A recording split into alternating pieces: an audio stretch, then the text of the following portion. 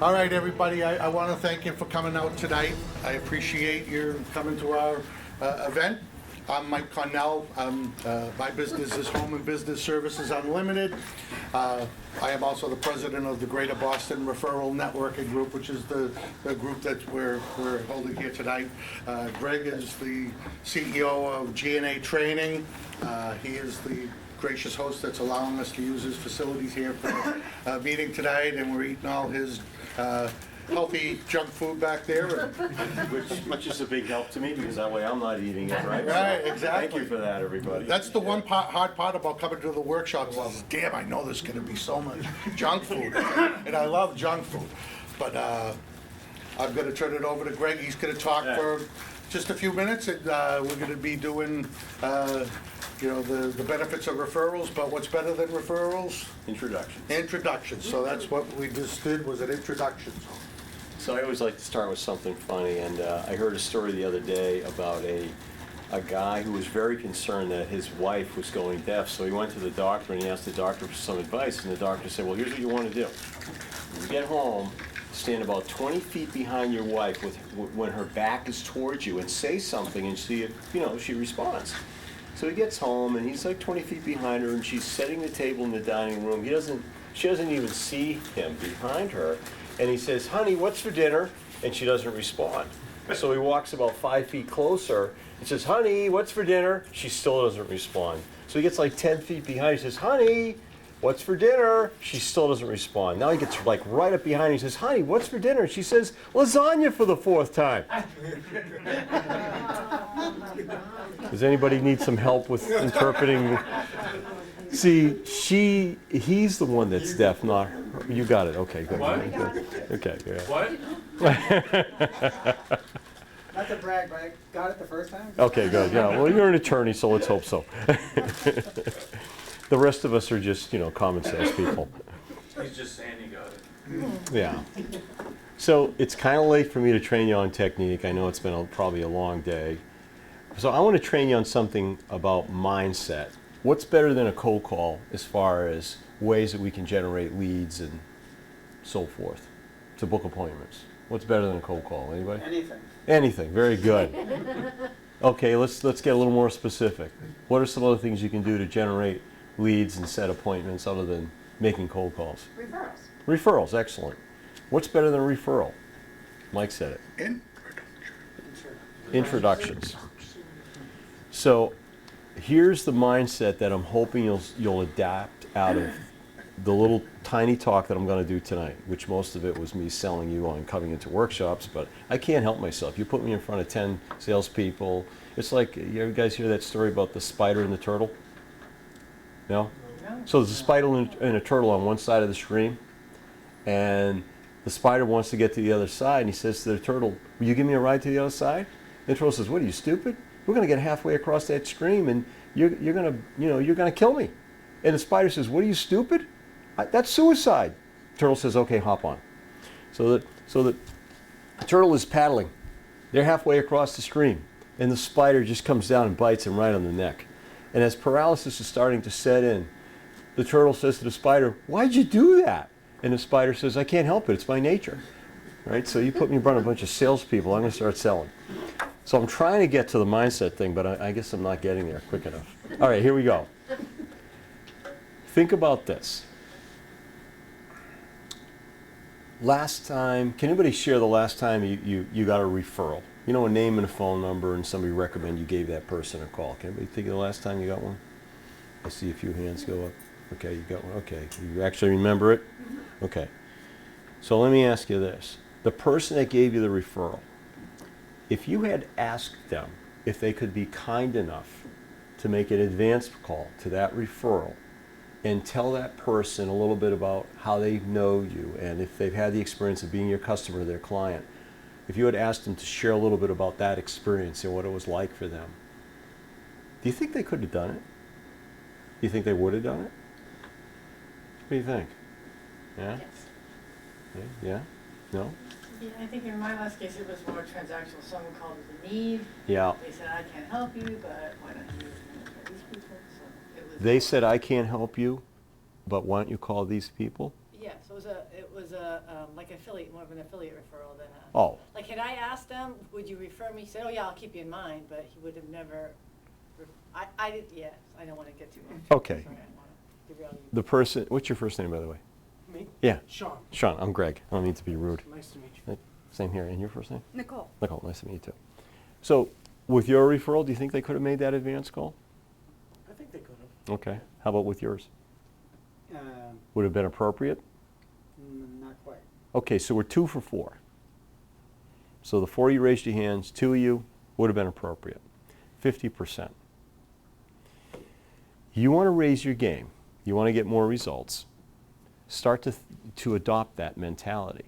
So the next time that you ask somebody a referral and they give you one or they offer one to you, instead of taking names and phone numbers and then calling the person, you guys know that if you made a call behind a call of introduction, especially from a client or a customer, you're going to get a lot better results than if you're just calling somebody up out of the blue. And that, by the way, those are the words, right?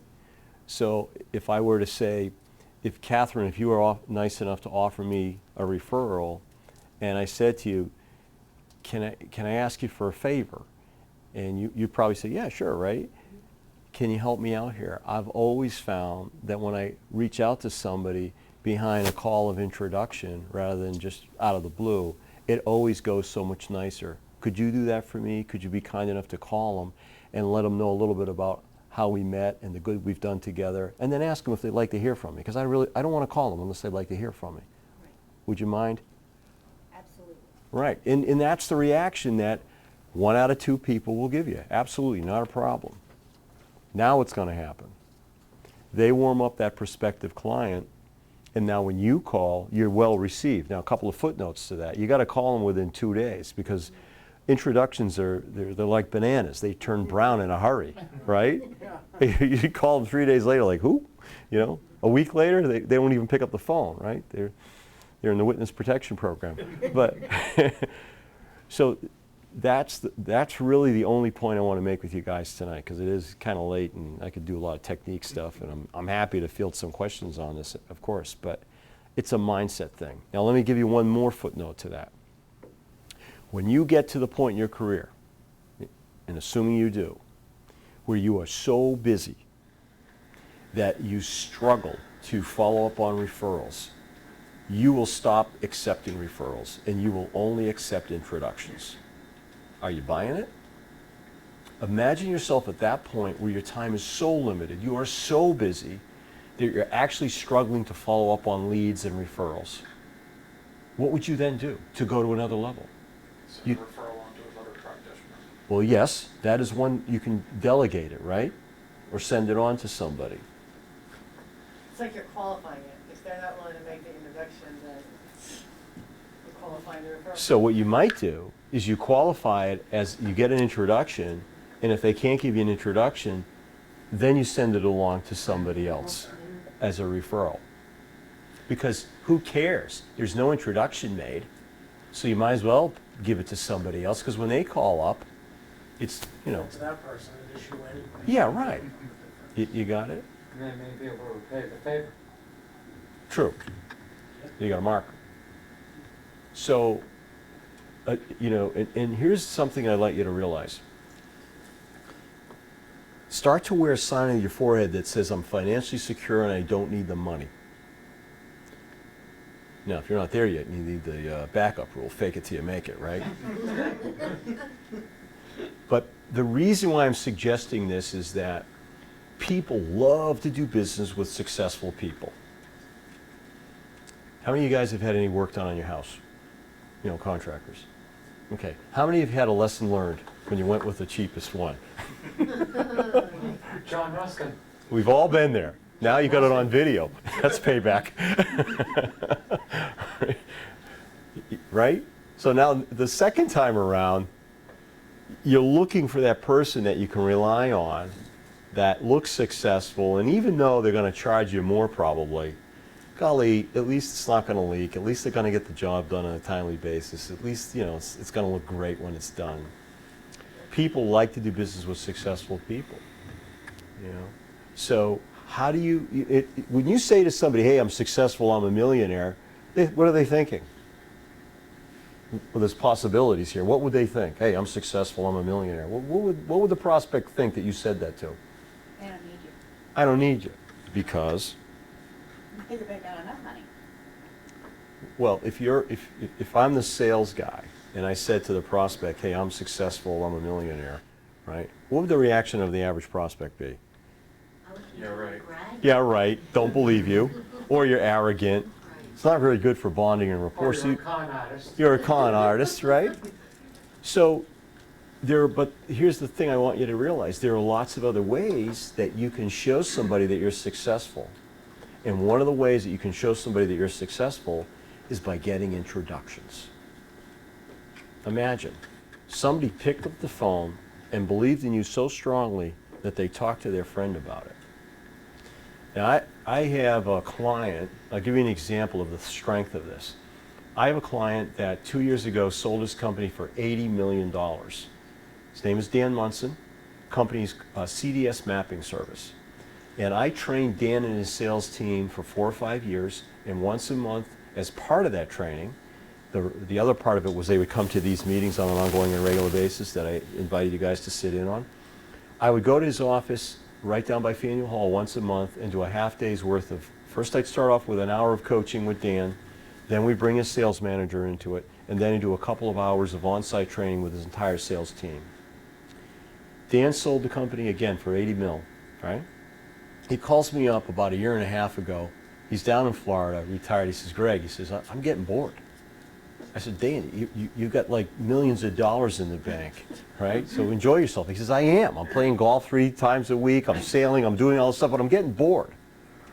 So that's just a little sidebar. So I'm still investigating and trying to find something for Dan.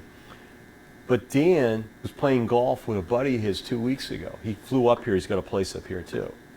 His buddy calls me up. I went down to meet his buddy. His buddy signed up in the training program, along with his 2 partners. That's the strength of an introduction.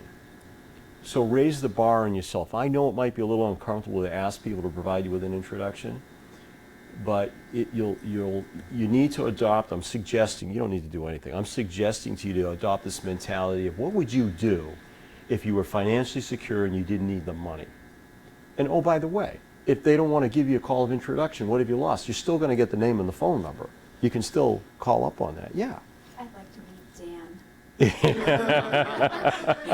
Dan. See, you got a ring. He's married. I'd like to meet Bill Gates. Well, I'd like to meet Richard Branson. does anybody know who John Fanning is? Anybody remember Napster? Yeah, Yeah. right. John and Sean Fanning were the founders of Napster. John Fanning was a client of mine back in 1989. He owned a company called Cambridge Automation. They were a systems integrator. And I had a meeting with John Fanning last week and somebody else that he wanted to introduce me to. And this is what happens. You got to do a good job. But I want you to develop a relationship with your clients whereby you're essentially training them that you want introductions. You like referrals, but really you want introductions. And train them about the power of introductions and why you prefer introductions. And John, he respects that with me. And so that's it. It's a mindset thing. It's a technique thing too. Yeah, you got to ask, you got to say the words.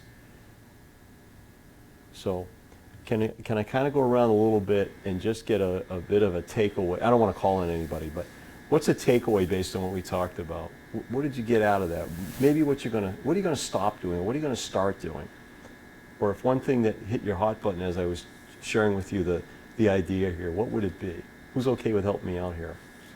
Yeah, you know, go over. I think it's a way, the qualified aspect of it, so when that person reaches out for you, so if you're uncomfortable with, cold calling, this is really for you, it's not a cold call, right? Because the person has already told you, oh, great, I'm expecting you to give me a call, so if you what I just took at your end, if you get all of your customers, or your the ones that you have the best rapport with, if everybody's doing that for you, you've in essence turned your client base into a sales force. Right. Or at least lead generation organization, basically, and you're not paying them for that, you're just, So you've converted what might have been a cold call, or maybe a cool call, because at least you had a name and a phone number, you can mention somebody's name, into a warm call, or even a fairly hot call. yeah. Beautiful. Let's give you a round of applause. Great takeaway. Yeah. And it sure does make it easier to pick up the phone and make that call, knowing that that person wants to hear from you. And all you have to say when you call in is, you say, you know, I was talking to John the other day about the kinds of things that we do, and your name came up and he thought it would be a really good idea for me to give you a call. Do you have any idea why he thought it would be a good idea for me to give you a call? Now, what just happened when you used that technique? You reversed it. You put the onus on the prospect to sell you on why the phone call. Did you see that? Did you see the shift? And that shift prevents the prospect from working the power play. What the heck am I talking about now? Well, think about this for a second.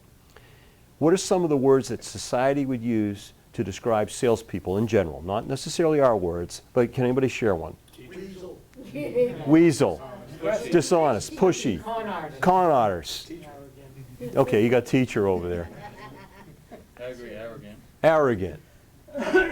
Now, so when you get in front of a prospect, or when you talk to a prospect on the phone, the prospect frequently will set up what's called a power play.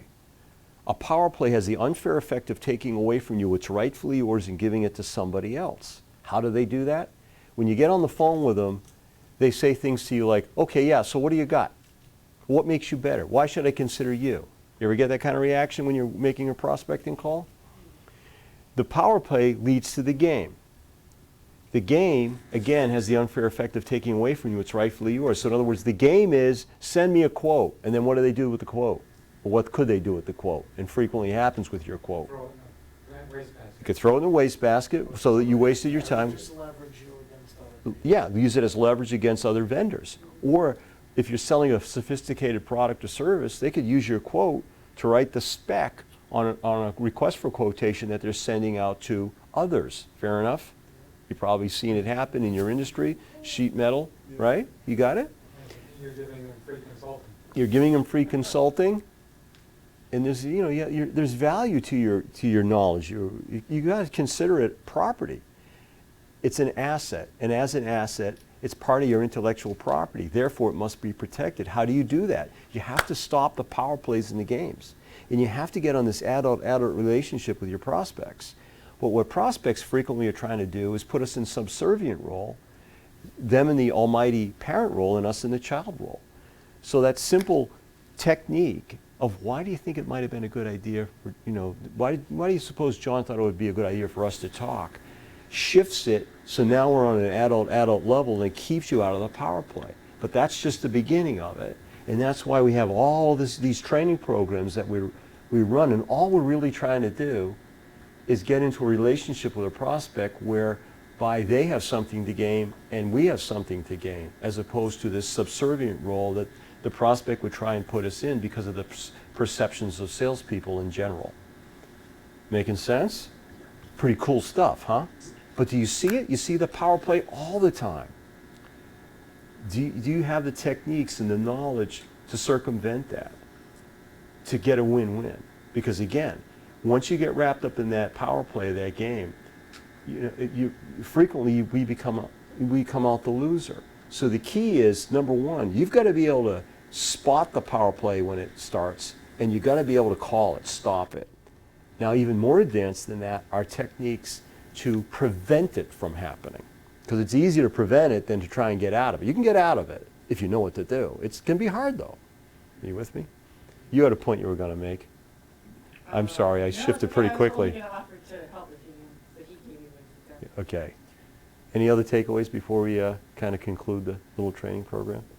So what are Yeah. you supposed to say when they say, all right, so what do you got? Yeah, so can you put me someplace? Is this like on a... Well, so our company is Wicked Sticky Designs. Right. We do signs and lettering, t-shirts. What makes you better than everybody else? Right, so is this like on a cold call or a... Even when we just did a big networking event in Boston. Right. And I actually had many people say that to me face to face. So. Oh, at the networking Yes. event. Okay. So what would I say? All right, so I got to train you on how to work a networking event. Okay. Do you guys want me to train like for another 5 minutes, or do you? Sure. Yeah, you good for that? Network after work. Okay. Let me kind of show you 3 steps just to help out. All right. Here's what I want you to do, and this will actually help. So in the course of conversation, what we're trying to uncover is FUDWACA. What the heck is FUDWACA? We're trying to discover if the prospect has any fears, uncertainties, doubts, worries, anxieties, concerns, or anger in terms of the product or service that you offer. So for example, if they have concerns that as people drive by their location, they don't even know they're there, you got some FUDWACA. You got something to work with. If they have no FUDWACA, you're not going to make a sale. Right. So why not find out as soon as possible if they have any FUDWACA? Because no pain equals no sale. These are our various forms of pain. It's the emotions that compel people to want to talk to you after the networking event. So you're in there to find out very quickly whether or not they have any. And then your next step would be to set what we call an upfront contract, to your point, that they'd like to hear from you in a couple of days on the phone to have a meaningful conversation and see if it makes sense to take a next step or close the file and part as friends. You got it? So now this is where you got the overall picture, right? Okay, so you're at a networking event. And what would be, can you pick somebody, can you remember somebody that you met at the event, or you don't have to say their name, but whatever kind of company they had, that they might have had a need for signage? You have somebody in mind? Yeah, this guy wanted to order about 75 t-shirts, and he wanted to know if we were going to offer good quality at a good price. Oh, so you point. do advertising specialties and not just signage? Correct. Okay. So let's say, can you pretend you're that guy? Your Yeah, first name again yeah, is? Nicole. Nicole, all right. So can you stand up for a moment? We're going to pretend we're at a networking event. And I'm just going to role play it with you and see what happens. Okay, so here we go. Say, hi, how you doing? Good, how are you? Good. My name's Greg. I'm Nicole. Nice to meet you. What do you do? No, I'm the. You're that guy. I'm that guy. You're that guy. We do t-shirts, we Oh, do no. a lot of Oh, he does networking. out of Yeah, role no, play. he's selling t-shirts Ah. to other people. So Okay. I'm looking for t-shirts to buy in mass quantities at a good price point, at a good quality. Okay. Can you do that? I don't know. Out of the role play, how does he even know what you do at this point? We had signage and stuff. Oh, you had signage. Okay, so ask me the same question again. Can you do that? Can you do that? I don't know. Want to talk about it for a second? Yes. Yes, could you? Look, you've been in business for how long? 10 years. All right, so you've got a million sources right now for t-shirts. Why are you talking to me? Help me out with that. You must be happy with a lot of them. We are, but Yeah. I want to see if I can get better pricing, better quality. Probably faster can't help you turnaround. on the pricing, but I might be able to do something on the quality and the turnaround. We're not really a price house. Tell me about the turnaround. Sometimes it takes a long time to hear back from places. Really? Can you be a little more specific? I'll put a call in at 5 o'clock and I won't hear from them for at least 2 days. So how does that impact your company when it takes at least 2 days for them to get back to you? Well, I'm trying to get back to other people. And how does that impact you? I look like a slacker. How does that make you feel? Like a slacker. All right. You got a card? I do. Can you give me one? I can. Tell you what. We're obviously both here to network, right? Yes. Would you be okay if I gave you a call in a couple of days? We get on the phone, we ask each other questions, we have a meaningful conversation, and we decide together if it makes sense to take a next step. How's that sound? That cool? Great. Yeah? Yeah. All right, I'll call you. Sounds good. All right, take care. And by the way, when I call, you're not going to go into witness protection, all right? I'm not. Okay, fine. I'll give you a call. Okay, give her a round of applause. That was awesome. Okay. Now, what did you notice about that role play? What did I do and what did I not do that a lot of salespeople might have done in a similar situation? Yeah. I noticed that when you pointed out that, hey, you probably already have other people doing this. Very You good. tried to pull out the reason that FUD you walk. came to my booth anyway, right? So that's called negative reverse selling. It's acting in a manner that's opposite the way the prospect expects you to act. It's extremely disarming. It makes you look like you're not trying to sell anything. So now they open up their kimono and they start to tell you their problems. Like if I had said on the other hand, "Whoa, we can help you, man. We are so good," right? And Then it, immediately says arrogant, all those other things when Right. you talked, you might associate a salesperson. yeah, again, if you're a millionaire, would you be like that, a vulture up on a high tension wire waiting for the squirrel to get run over so you could swoop down and eat it? Or would you kind of kick back and Yeah. say, she said, "Can you help?" I don't know. Right? If you don't need the money, you don't have enough information. Is that real world or what? You don't have enough information at this point to know if you really can help. So when you say, "I don't know," they're like, "Wow, this is a different kind of cat. I want to stick around and see what where this conversation goes."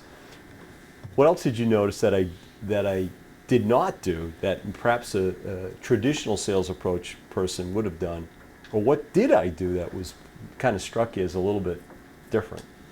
Actually, deferring to closure to maybe allow for some preparation and planning it in the effort. Right. But the key there was I uncovered Fudwaka. Now, by the way, this is only 7 out of probably 100 words in the English language that describe pain and fear. So there are a lot of other words. Well, it makes me look like a, what did you say? Makes me, in the role play you said it makes me look Slacker. a slacker. How's that make you feel? Not good, right? So I looked for Fudwaka. I got some, and then I set what's called an upfront contract for me to give her a call in a couple of days and us to have a meaningful conversation and figure out if it makes sense to take a next step or not. Did I present anything? I also like that. Nothing. In your role play, you didn't jump to, oh yeah, I'll get you a better price. Yeah, A lot what of did I people say? do that, and then when you have the final call, it's 5,000 more than you thought, and they say, oh yeah, I didn't think of that when I was talking to you, and then they give you that. Then you say, oh, this guy was I'll just give you a good deal.